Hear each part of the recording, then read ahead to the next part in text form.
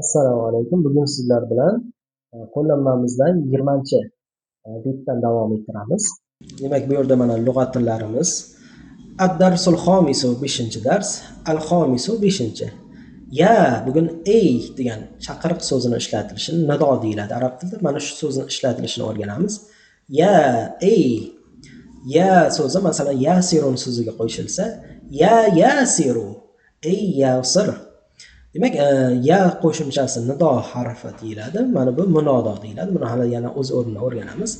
Ya qo'shimchasi alam atoqli ismga qo'shilganda, mana yasiru so'ziga qo'shildi. Atoqli ismga qo'shilganda so'zning oxirini demak zamma u bilan i'roblar ekan.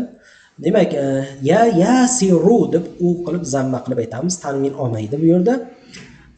Endi bu ya harfi nido harfi deyiladi, bu munodo deyiladi. Buni yana hali keyingi darslarda o'rganamiz. Bu o'sha nasb o'rnida zamma bilan i'roblandi deyiladi. Hunaka bu yerda, ana u yerda degan ma'noda, haqibatun chamadon sumka degan ma'noda so'zlar ishlatilar ekan. Tahta ostda degan so'zlar qo'llanmamizda keladi. Demak, mana bu yerda qo'llanmamizni ochamiz. Ad-darsul xomisu Saidun Yasirun. Ikki kishining suhbatini o'rganamiz. Said bilan Yasir so'zi.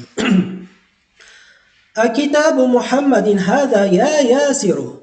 Bu Muhammadning kitobimi? Ey Yasir. Demak, mana bu a degani shunaqami degan savol berilardi. Demak, ya Yasiru oxiri mana u zamma bilan i'roblandi. Yasir aytadi: "La, hada kitabu Hamidin." Yo'q, bu Hamidning kitobi. Ayna kitabu Muhammadin? Muhammadning kitobi qayerda? Huwa alal maktabi. Hunaka. U ana u yerda, partaning ustida. Ayna daftaru Ammarin? Ammarning daftari qayerda? Huwa ala maktabil mudarrisi. U mudarrisning partasining ustida.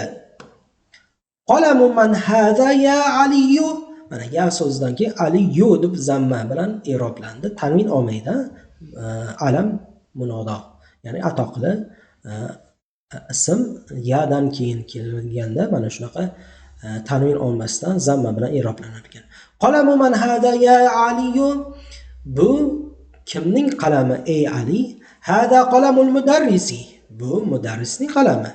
Ayna haqibatul mudarrisi? O'qituvchining sumkasi, papkasi qayerda?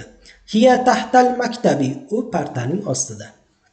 Demak, bu darsimizda nido harfini alamlarga nisbatan qo'llanishni o'rgandik.